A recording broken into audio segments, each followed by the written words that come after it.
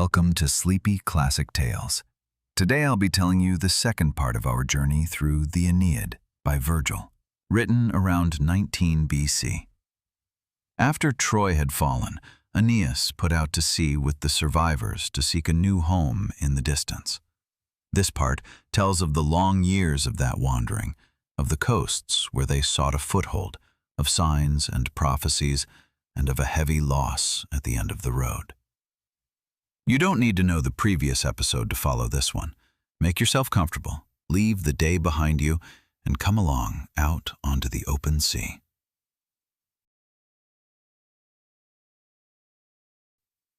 When the Trojans had left their burning homeland behind, they at first sailed only a short stretch across the sea, until they came to a nearby coast where people lived who were kin to the Trojans and kindly disposed toward them. Here, Aeneas thought, the new city might arise. Full of hope, he began to found the place, and even gave the growing settlement a name. But it soon became clear that this was not the place the gods had ordained for him. When Aeneas wished one day to sacrifice to the gods and to break some twigs from a shrub on a hill for that purpose, something uncanny happened. From the torn twigs oozed dark drops like blood, and from the earth came a lamenting voice. It was the spirit of a murdered man who lay buried in that place, a kinsman of the Trojans who had once been betrayed and killed. He warned Aeneas to leave this land, for it was stained with guilt and betrayal. Shaken, Aeneas gave up the plan to settle here. The Trojans buried the dead again and sailed on, until they came to a sacred island on which stood a famous sanctuary, consecrated to the god of light. There, Aeneas stepped before the oracle and asked for counsel on where they should turn to find at last a lasting home. And from the sanctuary, a reply rang out. They should seek the land from which their race had originally sprung, the ancient home of their forefathers. There, the oracle promised, their path would lead them, and there Aeneas would found a realm that should rule over the peoples.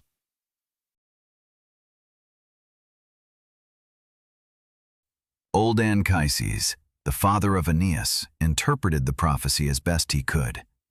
He recalled ancient traditions and thought that by the land of the forefathers surely the island of Crete was meant, from which one of their distant ancestors had once come. Full of confidence, then, the Trojans steered for Crete. They reached the island, went ashore, and Aeneas at once began to build a city. He raised the walls, distributed houses and fields, and the people rejoiced to have firm ground under their feet again after the long voyage and to believe in a future. But the happiness did not last long. A grave sickness came over the young settlement. A plague afflicted the people, the fields withered under a merciless sky, and the harvest would not thrive. The Trojans, who had just been hoping, saw themselves delivered up to misery anew. In this distress, the sacred images of the gods, which Aeneas had rescued from Troy, appeared to him in the night. They spoke to him in a dream and cleared up the error. Crete was not the promised land, but a distant coast in the west, a land that people called Hesperia, and that would later be named Italy. From there, in truth, came the oldest ancestor of their race, and there their destiny led. Aeneas told his father of this nightly revelation, and Anchises recognized that he had erred in his interpretation. Without hesitation, they gave up the barely founded city again, boarded the ships once more, and set course for distant Italy, a goal that now lay clearly before them for the first time, though still far off. Again the sea bore them, and again they did not know what dangers lay between them and the promised land. Soon a heavy storm arose, the sky darkened, and for days the ships drifted without sight of sun or stars across the churning sea, until at last they found refuge at an unknown group of islands.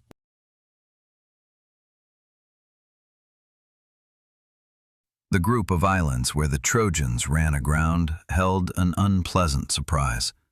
Here dwelt the Harpies, uncanny creatures with the faces of women and the bodies of birds, with talons instead of hands and an eternal hunger.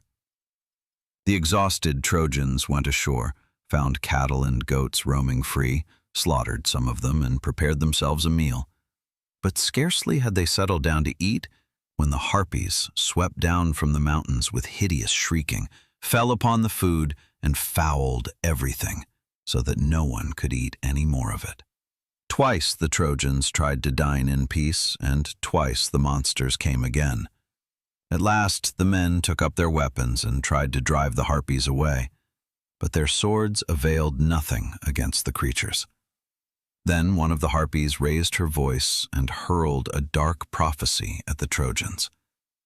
They would indeed reach Italy, she said, but before they could found their city, such a hunger would come over them that in the end they would even devour their own tables. With these mysterious and threatening words, the monsters vanished. The Trojans were shaken and hastened to leave this inhospitable place. They sailed on and passed many coasts, islands, and headlands, all of which Aeneas was later able to name. At one coast they went ashore, and there they had an encounter that moved them deeply. They met a man of their own people, a Trojan who had once been cast here with a famous hero and whom they had long believed lost. From him they learned much news about the fate of other survivors, and it was this man, too, who gave them valuable counsel for the onward voyage. For, on his own wanderings, he had seen much and knew of the dangers that lay before them. The countryman they had met had once been a seer, and he warned Aeneas urgently of what lay before him. Above all, he advised him to avoid a certain route, a narrow strait between two lands, for there lurked two deadly dangers that had already swallowed many a ship. On the one side dwelt a monster named Scylla, half woman, half sea creature, that shot out from the rocks with its dogs and seized the seafarers. On the other side lay a mighty whirlpool named Charybdis, which 3 times a day sucked the water into the depths and spewed it out again and devoured everything that came too near it. The seer advised Aeneas to take a wide detour rather than to venture between these two terrors, and he gave him another piece of counsel that was most important of all. When Aeneas came to Italy, he should by all means seek out a mighty prophetess, the Sibyl, who would reveal to him the further path and his fate. Aeneas thanked the man for his warnings and took them to heart. The Trojans sailed on and avoided the dangerous strait, as they had been advised. Yet they could not escape the terrors of the region entirely. Their way led them past a coast above which a mighty mountain rose up, spewing fire and smoke into the sky. It was a mountain of fire, and all through the night they heard its dull rumbling and saw the glowing light that blazed from its summit. The ground trembled, and ash rained down upon the sea. In this uncanny region the Trojans had one more strange encounter. On the shore they caught sight of a gaunt, ragged man who stretched out his hands to them imploringly. He was a Greek, one of the army that had once conquered Troy. He had been left behind on this coast by his companions and had since wandered alone and starving, in constant fear of the monsters that dwelt here.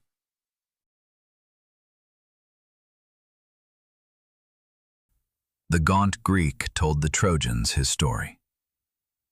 He had been one of the companions of Odysseus, and with him he had fallen into the cave of a terrible giant, a one-eyed monster that had devoured several of their companions. Only through a ruse had they escaped, by blinding the giant's single eye. But in the haste of their flight, his companions had left him behind, and since then he had wandered alone and in mortal fear through this land of the one-eyed giants. He implored the Trojans to take him with them, no matter where, only away from this ghastly place. And although he belonged to that people who had destroyed Troy, the Trojans took pity on him. But scarcely had he finished speaking when they saw in the distance the blinded giant himself coming down the mountain with groping steps, an enormous figure moving down toward the sea. At this sight, horror seized the Trojans. They hastily took the pleading man on board, cut the ropes, and rowed out to sea with all their strength, as quietly as possible, so as not to draw the blind one's attention to them. The giant heard the splashing of the oars and turned toward the sound, but he could no longer reach the fleeing men, and his furious roaring only echoed after them across the water, while his enormous kinsmen gathered on the shore. So the Trojans escaped this danger too. They sailed on along further coasts, ever toward distant Italy. Old Anchises, the father of Aeneas, was on this long voyage a wise counselor and a support to all. He interpreted the signs, he spoke courage to the disheartened, and in hard hours it was he who pointed the way and reminded the people of their destiny. On him Aeneas leaned in all things, for the father bore the experience and the calm confidence that the son lacked in many a dark hour.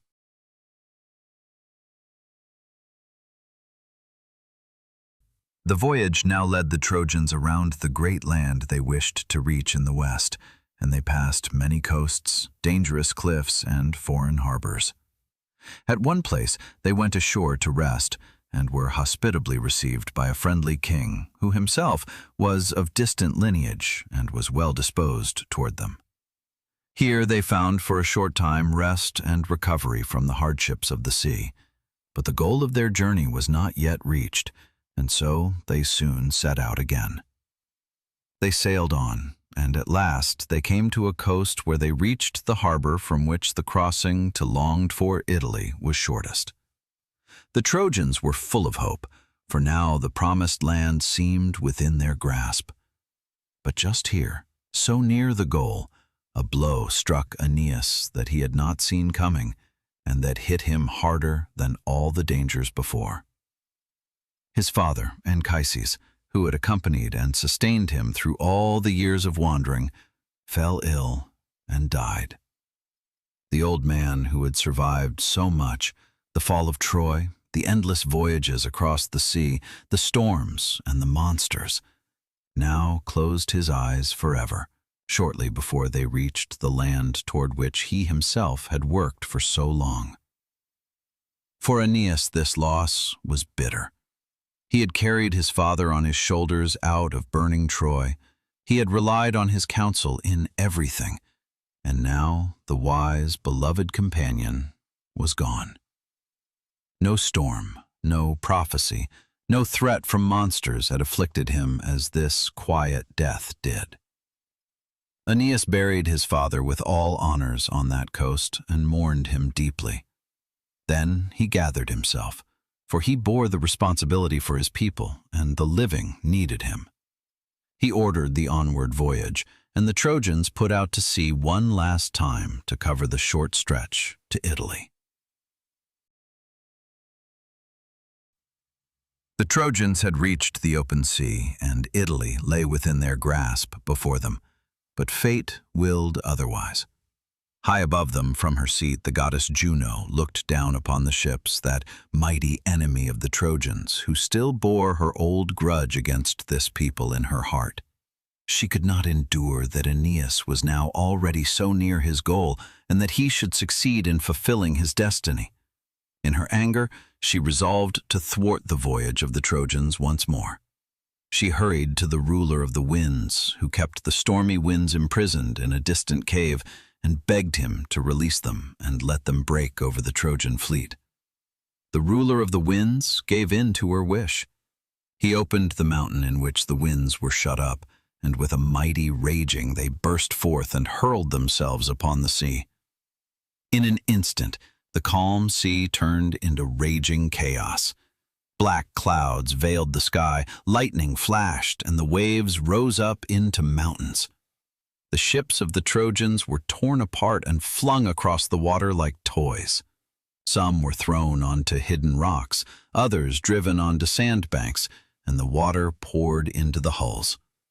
The men cried out, the ropes snapped, And in the midst of this uproar, Aeneas stood on the deck of his ship and felt his courage leave him for the first time in a long while.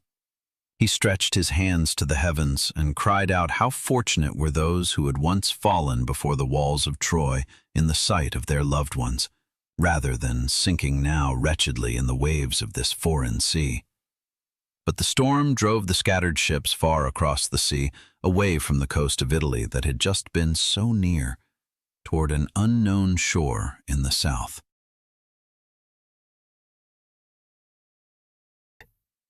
So the long wandering of the Trojans ended not with the longed-for arrival in Italy, but with a storm that drove them far from their goal one last time. Years had passed since they left burning Troy. They had put in at false harbors and given them up again. They had survived plagues and defied monsters. They had received prophecies and interpreted them, and they had lost the wise Anchises who had guided them for so long. From a band of homeless people who scarcely knew where their path should lead them, they had become people who now had their goal clearly before their eyes, even if it slipped from them again and again. And through all the trials, Aeneas had grown. The man who had once wished only to fight and die in the fire of Troy had learned to bear the burden of responsibility, to raise up the disheartened, and to hold fast to the destiny laid upon him despite all losses. He did not yet know to what coast the storm would now cast him. He did not yet suspect that on that foreign shore an encounter awaited him that would put his heart to a new and painful test, and a queen whose fate would be bound to his forever. But for this evening we leave him upon the storm-lashed waves, surrounded by his scattered companions, borne by nothing but the certainty that the gods had a plan for him, even if that plan still lay in darkness. The winds drove his ships toward an unknown coast, where a young city was rising from the ground, whose name was Carthage. But what awaited him there is a story for another evening. That was our short retelling of the second part of the Aeneid by Virgil. We have lived through the long years of wandering, the false harbors and the prophecies, the monsters, and the quiet, painful death of old Anchises. And we have left Aeneas as a last storm drives him toward a foreign coast, toward an encounter that will change everything. Good night, and if you like, we'll hear each other again tomorrow at Sleepy Classic Tales.